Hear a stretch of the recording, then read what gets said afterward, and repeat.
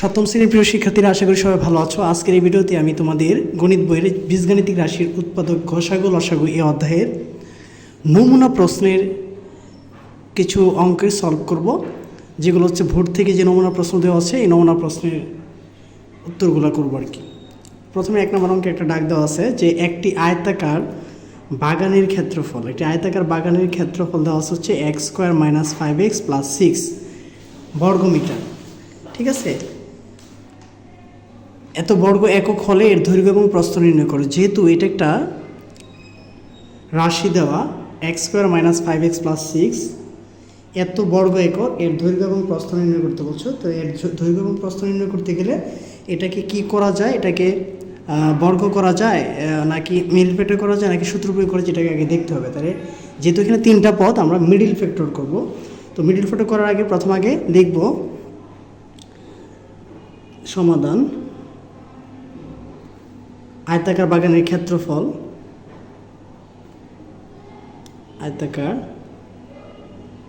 বাগানের ক্ষেত্রফল আমরা লিখব ডাকটা হচ্ছে x² - 5x + 6। এটাকে আমরা মিডল ফ্যাক্টর করব। মিডল ফ্যাক্টর নিয়মটা হচ্ছে লাস্ট সংখ্যাকে ভাঙতে হবে, ভেঙে মাঝের সংখ্যা বানাতে হবে। এখানে আছে হচ্ছে 6, 6কে আমরা ভাঙতে পারি 2 দ্বারা, 3 × 2 = 6। তাহলে এই লাস্ট সংখ্যাকে ভেঙে মাঝের সংখ্যা বানাবো যোগ বিয়োগের মাধ্যমে। তাহলে এখানে 2 এবং 3 যদি যোগ করে দিই তাহলে কত হয়ে যাবে? 5 হয়ে যাবে। তো যেহেতু -5x আছে, আমরা এইভাবে সাজিয়ে লিখব x² - 3x - 2x + 6। এবার এই দুইটার মধ্যে কি কমন যায়? এই দুটোর মধ্যে কমন যায় হচ্ছে x। যদি x কমন যায় তাহলে আমরা লিখতে পারি x - 3। আর এই দুইটার মধ্যে কমন যায় হচ্ছে 2। যদি 2 কমন হয় তাহলে থাকে হচ্ছে x - 3। এখানে হচ্ছে x - 3, এখানে হচ্ছে x - 3। তাহলে দুইটা থেকে আমরা কি কমন নিতে পারি? দুইটা থেকে কমন নিতে পারি হচ্ছে x - 3, আর বাকি থাকবে হচ্ছে কি x - 2। তাহলে এখানেও কি 2টা পদ আছে, 2টা পদের গুণফলে হচ্ছে কি এই সংখ্যাটা আমরা পাইলাম, 2টা পদের গুণফলে। তা আমরা জানি আয়তাকার বাগানের যে ক্ষেত্রফল, ক্ষেত্রফলের মধ্যে কী থাকবে? দৈর্ঘ্য থাকবে আর প্রস্থ থাকবে। তো এখানে এই অংশটাকে আমরা ধরতে পারি হচ্ছে কি দৈর্ঘ্য, আর এই অংশটা হচ্ছে কি প্রস্থ। যেহেতু এই উৎপাদকটাকে ভেঙে আমরা এখানে 2টা পদে রূপান্তর করতে পারলাম। একটা হচ্ছে কি x - 3, আর একটা হচ্ছে কি x - 2। তার মানে আমরা লিখতে পারি নির্ণেয় দৈর্ঘ্য x - 3 এবং প্রস্থ x - 2।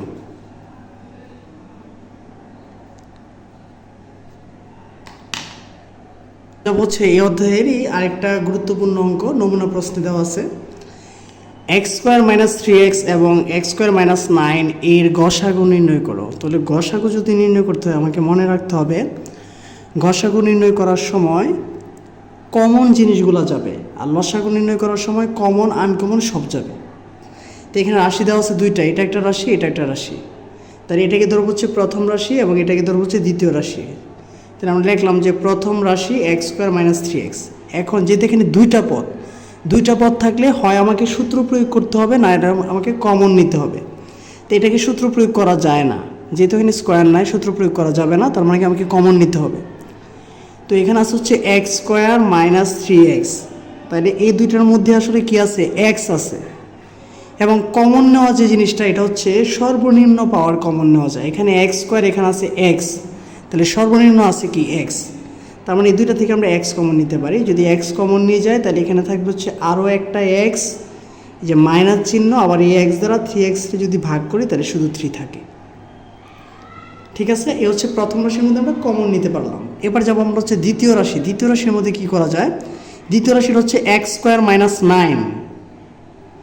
এই 9কে কিন্তু ভাঙা যায়, 9কে ভাঙা কি লেখা যায়? 3²। তাহলে এই যে x² whole square - 3 whole square. তার মানে কি এটাকে যদি মনে মনে ধরি a, আর এটাকে যদি মনে মনে ধরি b, তাহলে a² - b² এর সূত্র হয়ে যায়। a² - b² এর সূত্রটা কি? একবার হচ্ছে a + b, আর একবার হচ্ছে a - b। তাহলে এখানে a হচ্ছে x এবং b হচ্ছে কি 3। তাহলে একবার হবে x + 3, আরেকবার হবে কি x - 3। এ হচ্ছে এটা উৎপাদক। এখন উৎপাদক করার পরে আমাকে দেখতে হবে এই প্রথম রাশি এবং দ্বিতীয় রাশির মধ্যে কোন উৎপাদকটা মিল আছে। যে উৎপাদকটা মিল আছে এটা হয়ে যাবে গসাগু, আর যে উৎপাদকটা মিল নাই এটা আমরা নিব না।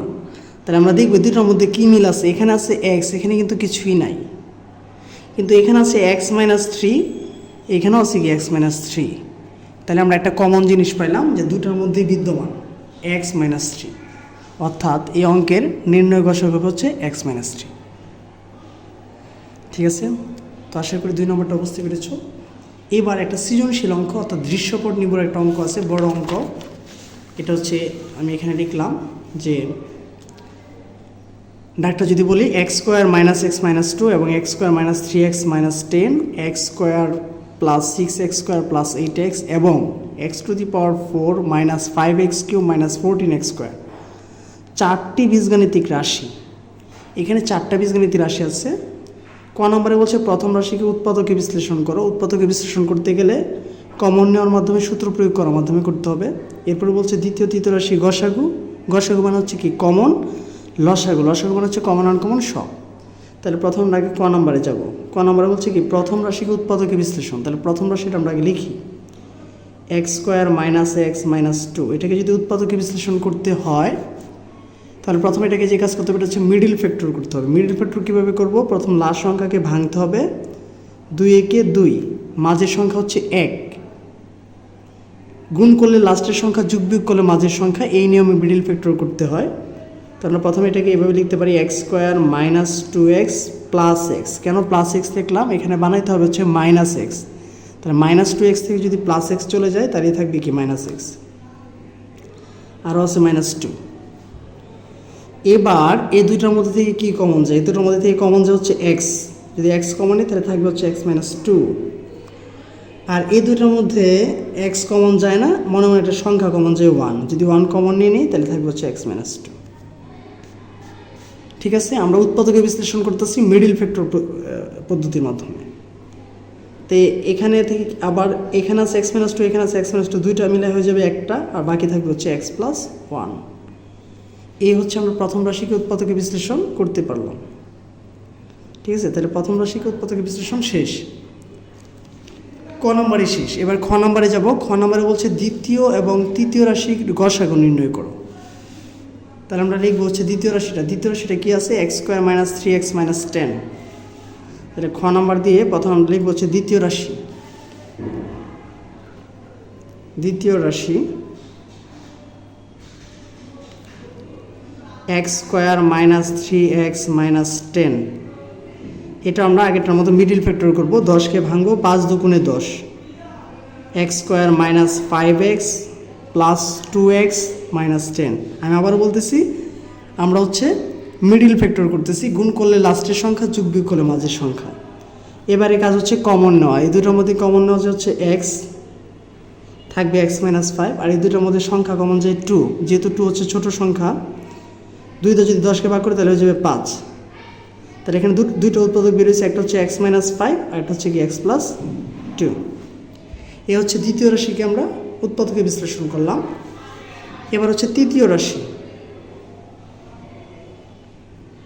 তৃতীয় রাশিটা আছে হচ্ছে x cube plus six x square plus eight x. আমরা যদি তৃতীয় রাশির একটু দেখে আসি, এই যে এটা হচ্ছে তৃতীয় রাশি,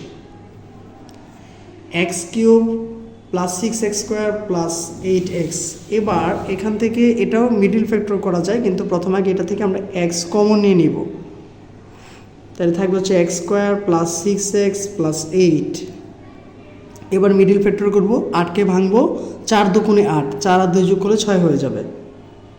তাহলে আমরা লিখতে পারি x square plus four x plus two x plus eight. এবার এই দুটোর মধ্যে থেকে এক্স কমন নেওয়া যায়, তাহলে থাকবে এক্স প্লাস ফোর, আর এই দুটোর মধ্যে থেকে 2 কমন নেওয়া যায়, হয়ে যাবে হচ্ছে এক্স প্লাস ফোর। তাহলে একবার আমরা লিখতে পারি এখানে একবার হচ্ছে এক্স প্লাস ফোর আর এবার হচ্ছে এক্স প্লাস টু। এখন আমরা করবো হচ্ছে নির্ণেয় গসাগু। সুতরাং নির্ণেয় গসাগু সম হচ্ছে শুধু খালি কমন যেগুলো আছে এগুলো যাবে। তো আমরা দেখবো এখানে আছে এক্স, কিন্তু এখানে এক্স নাই। আবার এখানে আছে এক্স প্লাস টু, এখানে আছে কি এক্স প্লাস টু, তাহলে গসাগুগুলো আসলে যেহেতু কমন, তাহলে এখানে কমন আছে হচ্ছে এক্স প্লাস টু। তার মানে নির্ণয় গসাগু কী হয়ে গেল? X plus two. এবার আমরা যদি গ নম্বরে যাই, গ নম্বরে বলছে দ্বিতীয়, তৃতীয়, চতুর্থ রাশি লসাগু নির্ণয় করো। তাহলে দ্বিতীয় রাশি কিন্তু আমরা একটা উৎপাদক এখানে বের করছি, এক্স মাইনাস ফাইভ আর হচ্ছে এক্স প্লাস টু, এবং তৃতীয় রাশিটা বের করছে হচ্ছে x into x plus four x plus two. তাহলে গ নম্বর দিয়ে প্রথম আমরা আগে লিখবো যে খ হতে প্রাপ্ত, আমরা এখানে গ নম্বর দিয়ে লিখব খ হতে প্রাপ্ত